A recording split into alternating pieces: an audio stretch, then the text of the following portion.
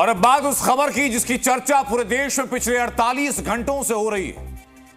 वक्त बीतता जा रहा है, लेकिन सैफ अली खान पर हमले का मामला सीक्रेट गेम की तरह कई रहस्यों के अंदर और कई सवालों के अंदर उलझता जा रहा है। पुलिस एक एक करके कई किरदारों को सामने ला रही है, फिर अपनी थ्योरी को पुलिस गलत बता रही है। सैफ अली खान के केस में आज एक नया चेहरा सामने आया। वो चेहरा दिखाता हूं आपको, ये चेहरा जरा देखिए। ये नया चेहरा सामने आया है सैफ अली खान के केस में। खबर यह आई कि मुंबई पुलिस ने एक संदिग्ध को हिरासत में लिया। जो तस्वीरें आप देख रहे हैं वो उसी संदिग्ध की तस्वीरें हैं। उसको बांद्रा पुलिस स्टेशन में पूछताछ के लिए ले जाया गया, लेकिन बाद में खुलासा यह कि इस शख्स का सैफ अली खान पर हुए अटैक से कोई संबंध नहीं था। दरअसल जिस संदिग्ध को पुलिस ने आज पूछताछ के लिए बुलाया, जिसको लेकर आई, उसकी एक सीसीटीवी फुटेज भी सामने आई। ये तस्वीर जरा देखिए, ये वही फुटेज है। जो फुटेज मैं आपको दिखा रहा हूं ये उसी शख्स की है जिसको पूछताछ के लिए बुलाया गया था और जिसको बाद में इनकार किया गया कि सैफ अली खान पर हुए ऐसे हमले से शख्स का कोई संबंध नहीं। ये फुटेज जो सामने आई ये वर्सोवा इलाके की है। एक इमारत में चोरी करने के लिए यह संदिग्ध गया, जहां से इसने एक घर से बाहर से जूते चुराए थे। उसी चोरी के दौरान यह शख्स वहां पर सीसीटीवी में कैद हुआ और इसका हुलिया सैफ अली खान के घर में घुसे हुए हमलावर से हूबहू मिलता है। लेकिन तमाम शंकाओं और आशंकाओं के बीच पुलिस की हर थ्योरी सिर्फ अगर और मगर के बीच उलझी हुई। अगर पुलिस सैफ पर हमला करने वाले तक नहीं पहुंच पा रही तो सीसीटीवी में नजर आने वाला शख्स कौन है? अगर पुलिस लगातार सैफ, करीना के घर और सोसाइटी की बारीकी से जांच कर रही है तो उसके बावजूद पुलिस को हमलावर की एंट्री और एग्जिट का लूप होल क्यों नहीं मिला? अगर सैफ के घर काम करने वाली एलियामा फिलिप ने बयान दिया कि उसने हमलावर को देखा है तो पुलिस अब तक हमलावर का स्केच क्यों नहीं बनवा पाई? अगर हाउस हेल्प एलियामा फिलिप ने बताया कि हमलावर बच्चों के कमरे वाले बाथरूम से दाखिल हुआ तो फिर सवाल यह कि हमलावर पहले से घर में क्या मौजूद था? और सबसे बड़ी बात यह कि हमलावर की तरफ से 1 करोड़ रुपए की डिमांड की बात सामने आई। क्या वाकई हमलावर चोरी करने आया था या फिर फिरौती मांगने आया था? यह मकसद कुछ और था हमलावर का। रोज नित नए खुलासे, रोज एक नया चेहरा। बॉलीवुड सुपरस्टार सैफ अली खान पर हमले की खबर ने माया नगरी में हड़कंप मचाया तो आनन फानन में पुलिस ने सीढ़ियों से हमलावर के आने की थ्योरी के साथ पहली सीसीटीवी फुटेज जारी कर दी। अगले दिन यानी आज पुलिस ने एक संदिग्ध को पकड़ा, पूछताछ की और फिर क्लीन चिट दे दी।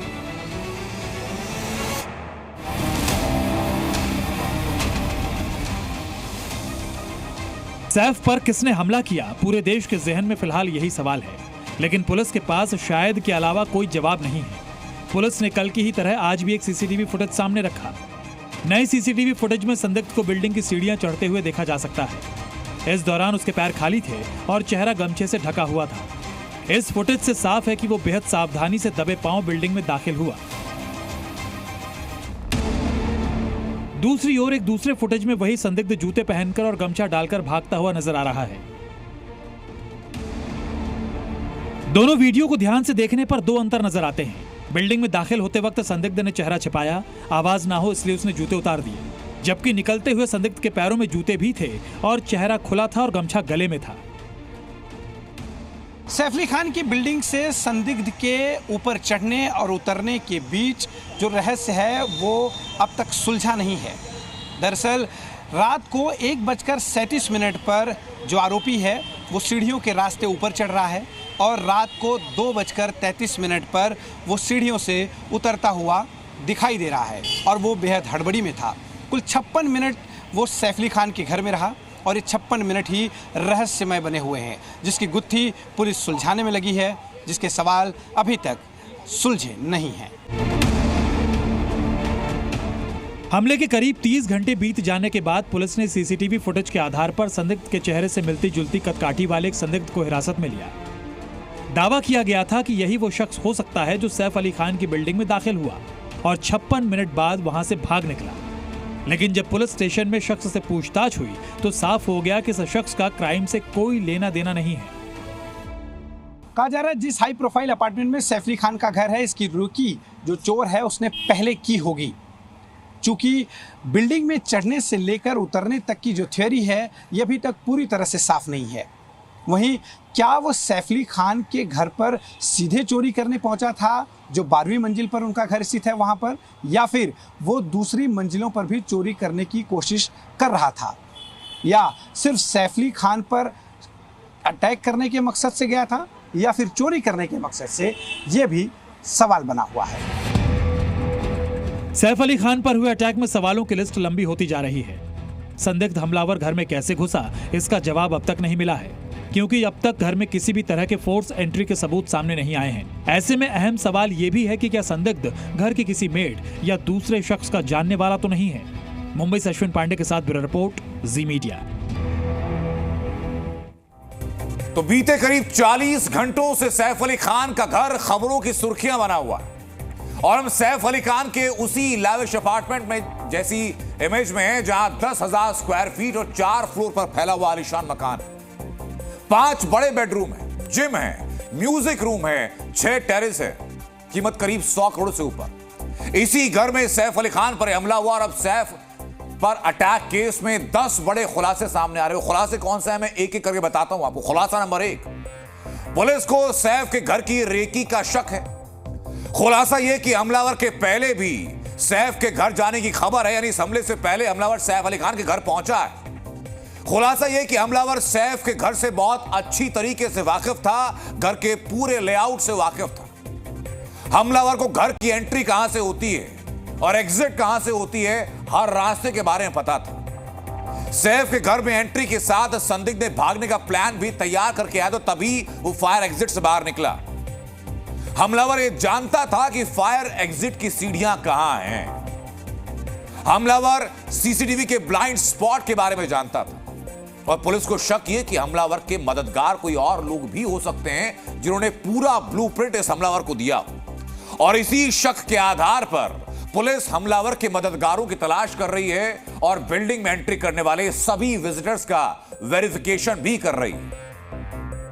ये वो 10 सवाल हैं जिनके जवाब तलाशे जाने बहुत जरूरी हैं, और इन्हीं सवालों के इर्द गिर्द पुलिस की पूरी इन्वेस्टिगेशन जो है वो आगे बढ़ रही है। इन तमाम सवालों और कयासों के बीच हमारी टीम ने उस ऑटो ड्राइवर को खोज निकाला जिस ऑटो ड्राइवर के ऑटो से सैफ अली खान को उनके हमले के बाद उनके घर से लीलावती अस्पताल लेकर जाया गया था। क्या कह रहा है वो ऑटो ड्राइवर, सुनिए सर। 3 पौने 3 बजे का टाइम होगा, टाइमिंग भी मैं देखा नहीं। उनको बैठाया गया तो एक सैफ अली खान बैठते हैं, उनके साथ बच्चा बैठता है, एक उनके साथ और बैठता है। तो उनके साथ में एक बात तलब होती है, बोला कि हॉली फैमिली जाएंगे या फिर अपना लीलावती जाएंगे। तो करने के बाद फिर मैं पूछता हूँ सर किधर लेना, बोला लीलावती ले लो। तो फिर मैं वही लीलावती लेके जाता हूँ, उधर एक एम्बुलेंस खड़ी रहती है, वो हटती है, उसके बाद गाड़ी लगती है। लगने के बाद फिर जब स्टाफ को बुलाया जाता है कि वो लोग स्टाफ को बुलाओ, मैं अपना सैफ अली खान बोलता हूँ, तब मैं देखता हूँ मैंने अरे ये सैफ अली खान, मैं उस टाइम ध्यान नहीं दे रहा हूँ कि ये सैफ अली खान है। एक तो जख्म से कर रहा रहता है, यानी चोट लगी तो आदमी को थोड़ा दर्द तो रहता ही है। उसके बाद उतर के स्ट्रेचर में लेट के फिर वो गए। सैफ अली खान पर हमले के बाद पूरी माया नगरी में सनसनी फैली। पूरे देश में सवाल उठे कि मुंबई के अंदर बड़े बड़े घरों में रहने वाले सेलिब्रिटीज अगर सेफ नहीं हैं, जहां पर चौकीदार रहते हैं, उनके गार्ड्स रहते हैं, हर किसी की आंखें रहती हैं, सीसीटीवी रहते हैं, अगर वो सेफ नहीं तो फिर कौन सेफ? लेकिन इसी पर पुलिस ने करीना कपूर का बयान दर्ज किया। करीना ने सैफ पर हमले की पूरी जानकारी पुलिस को दी। सैफ अली खान पर हमले को लेकर के पुलिस की इन्वेस्टिगेशन अलग अलग एंगल में आगे बढ़ रही है। अब तक करीना कपूर खान का बयान दर्ज नहीं किया गया था। पहले घर की नौकरानी से पूछताछ की गई, उसके बाद जो विजिटर लिस्ट है, यानी कि जो व्यक्ति उस रात 24 घंटे के अंदर घरों में आए, उनसे पूछताछ की गई। उसके बाद तलाशा गया आसपास के सीसीटीवी कैमरास को, और अब करीना कपूर खान का बयान भी दर्ज कराया गया पुलिस की तरफ से।